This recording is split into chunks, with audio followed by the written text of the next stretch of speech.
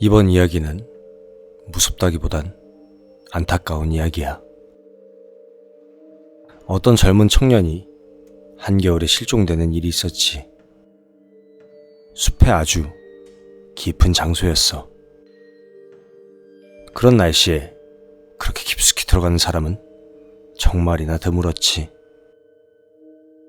우리는 수색 작전을 시작했어. 하지만 6피트가 넘게 쌓인 눈을 감당할 순 없었지. 눈이 기록적으로 많이 내린 해였거든. 우린 눈이 녹는 봄이 와야 그의 시체라도 찾을 수 있을 것이라 생각했지.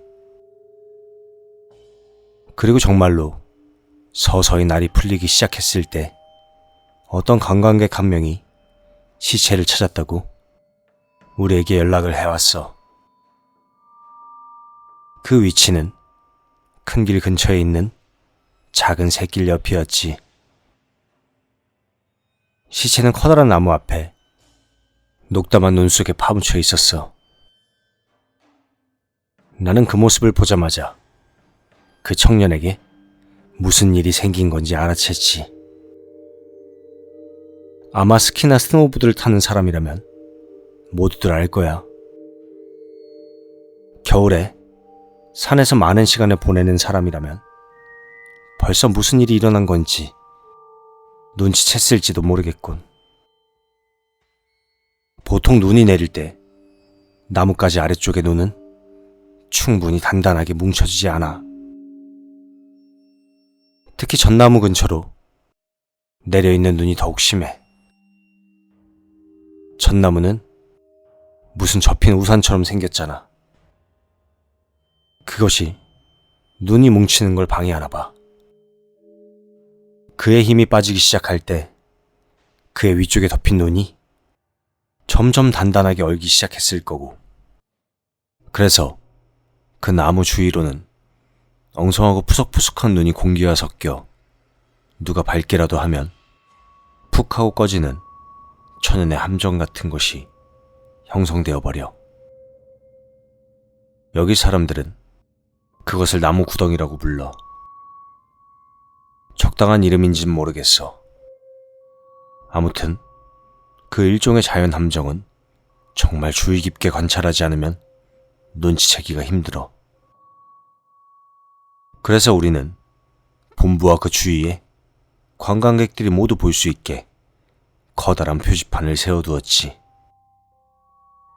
나무구덩이가 얼마나 위험한 것인지 알려주기 위해서 말이야. 하지만 매년 눈이 조금 많이 내린 때에는 적어도 한 명의 관광객은 그 표지판을 건성으로 넘겨버리고 말지. 혹은 읽더라도 경고를 무시하거나 말이야.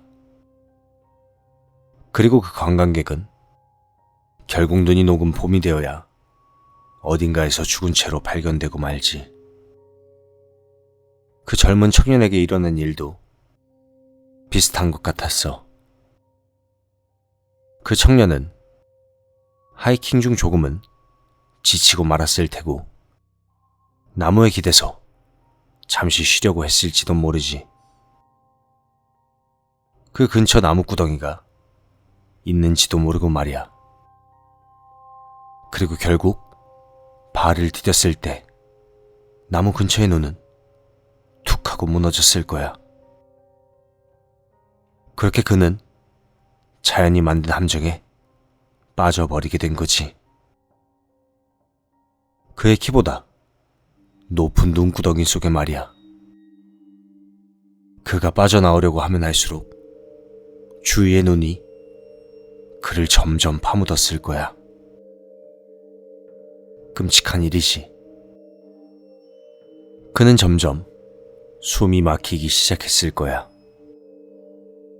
눈사태에 휘말린 사람들이 제일 흔하게 겪는 사망 원인이지.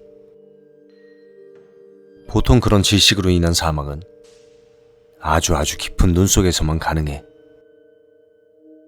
하지만 눈구덩이의 무서운 점은 사람을 당황하게 만든다는 점이지.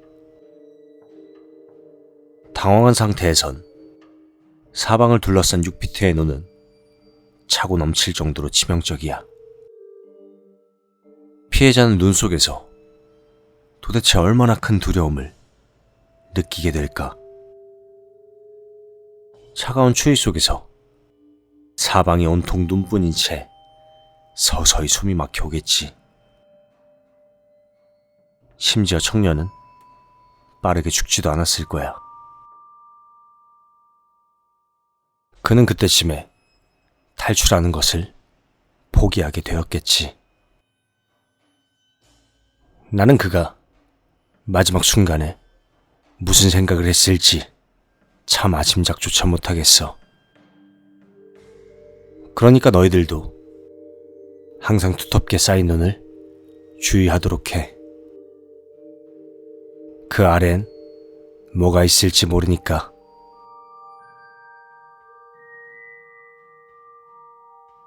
내 친구들 중 많은 녀석들은 내가 실제로 염소 인간을 봤는지 궁금해하더군. 깊은 숲에 산다고 하는 그 염소 머리를 한 정체불명의 괴물 말이야. 불행히도, 아니 어쩌면 다행히도 난 한 번도 그런 이상한 괴물을 본 적은 없어. 아마 그와 가장 비슷한 일은 전에 말했던 그 까만 눈을 한 남자 사건일 거야. 공포에 질려 아무도 없는 숲에 소리를 지르던 여자의 사건 말이야. 그렇지만 염소인간과 더 유사한 일이 있기는 했어. 하지만 그것을 염소인간으로 단정 지을 수 있을진 모르겠어. 아무튼 얘기는 이래. 우리는 언젠가 어떤 할머니가 길에서 기절하셨다는 신고를 받은 적이 있지. 할머니를 숲 밖으로 옮기려면 도움이 필요한 상황이었어. 우리가 출동했을 때는 할머니 옆에 남편이자 신고자인 할아버지가 서 계셨어. 우리는 그녀를 본부로 옮기기 시작했고 할머니는 여전히 의식을 되찾지 못한 상태였지. 우리가 본부에 도착했을 때 그녀는 갑자기 정신을 차렸어. 그리고 난데없이 비명을 지르기 시작했지. 우리는 겨우겨우 그녀를 진정시키고 그녀에게 도대체 무슨 일이 일어났던 건지 물었어. 그녀가 했던 말을 정확히 기억할 순 없지만 그 요지는 대충 이래. 그녀에게 일어났던 일은 도저히 믿을 수 없는 것이었지. 그녀는 잠깐 소변을 보러 간 자신의 남편을 기다리고 있었대. 그런데 그때 어디선가 이상한 소리가 들려온 거야. 그녀는 그 소리가 마치 고양이가 낸 소리 같았지만 어딘가 분명 석연치가 않았대. 하지만 그녀도 그 이유를 알 순 없었지. 그녀는 소리가 들리는 곳으로 조금씩 나아갔어. 더 자세히 듣기 위해서였지. 그러자 그 소리도 그녀 쪽으로 가까이 다가오는 것 같았대. 그녀는 소리가 점점 가까워질수록 자신의 몸 상태가 이상해지는 것을 느낄 수 있었어. 그리고 마침내 그녀는 뭔가가 잘못되어 있다는 것을 늦게나마 깨달았지. 그것은 고양이가 아니었어. 사람이었지. 입으로 하는 소리를 흉내내고 있는 사람 말이야. 하지만 그건 엄밀히 사람이라고 할 수도 없었어. 왜냐하면 그 누구도 그렇게 갸르릉거리는 소리를 낼 수는 없었으니까. 그녀는 자기 보청기에 문제가 생긴 거라고 생각했대. 하지만 아니었지. 그녀가 보청기를 어떻게 조작해도 그 낮게 떨린 듯한 야옹 소리는 계속해서 들려왔어. 소리를 내던 남자는 점점 그녀에게로 가까이 다가왔대. 하지만 그녀는 그를 제대로 볼 수가 없었어. 그녀가 마지막으로 본 것은 어두운 숲 저편에서 마침내 모습을 드러낸 다른 무언가였어. 그리고 그녀는 그렇게 기절하고 말았지. 그 어떠한 것도 명확하지 않았어. 나는 숲속에서 사람들에게 야옹거린 소리를 내며 천천히 접근하는 남자를 어떻게 이해해야 할지 알 수 없었어. 그래서 내 상관에게 찾아가 그 지역을 수색해 그놈의 정체를 알아내 보겠다고 했지. 그는 한참을 고민하다가 내 요청을 허락해 주었고 나는 즉시 무전기와 가방을 챙겨 그녀가 기절해 있던 곳으로 출발했어. 하지만 그 근처는 그저 조용할 뿐이었지. 그래서 나는 그 주변을 서서히 움직이며 주의 깊게 사방을 수색했어. 하지만 숲이 점점 깊어질수록 해도 점점 지고 있었지. 나는 밤중에 홀로 숲에 남아있는 상황만은 피하고 싶었어. 그래서 나는 내일 이 지점부터 다시 수색을 재개하자고 마음을 먹곤 원래의 장소로 돌아가려는데 저 멀리서부터 어떤 소리가 들려오기 시작했어. 나는 그대로 멈춰섰지. 그리곤 소리가 나는 쪽을 향해 즉시 신원을 밝히라고 소리쳤어. 놀랍게도 그 소리는 어떤 남자가 야옹 이런 소리를 내며 굉장히 기묘한 음색으로 고양이의 흉내를 내는 소리였어.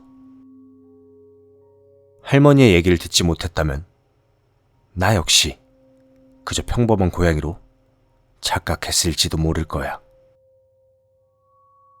나는 정체를 밝히기 위해 그 소리가 들려오는 쪽을 향해 더 깊숙이 진입하기 시작했지.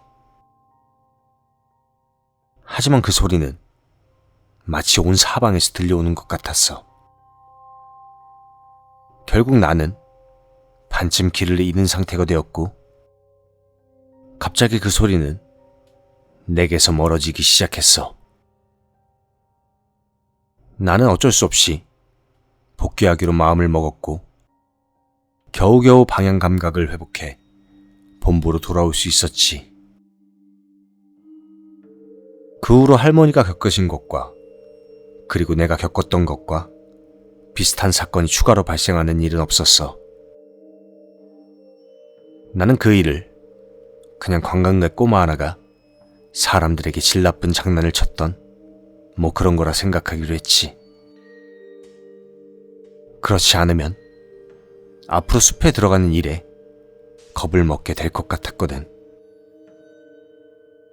내 직업은 숲을 떼어놓고는 생각할 수 없는 일이지. 그러니 매번 겁을 먹어서는 아무것도 못할 게 분명하잖아. 하지만 스스로를 속이는 일에는 한계가 있는 건가 봐. 내가 절대 부정할 수 없는 분명한 사실은 그 소리가 절대로 평범한 꼬마가 낼 수 있는 영역이 아니었다는 거야. 그 음침하고 낮게 깔리는 울음소리는 사실 고양이가 내기에도 참으로 힘든 것이었지. 다음에 다시 비슷한 녀석을 마주친다면 그때는 꼭 정체를 밝혀내고 싶어. 일단 오늘은 여기서 줄일게. 사실 아직 들려줄 얘기가 더 남아있긴 하지만 다음에 올 때 더 풀어놓기로 하자고. 다들 좋은 밤 보내. 그리고 숲에선 항상 조심하라고.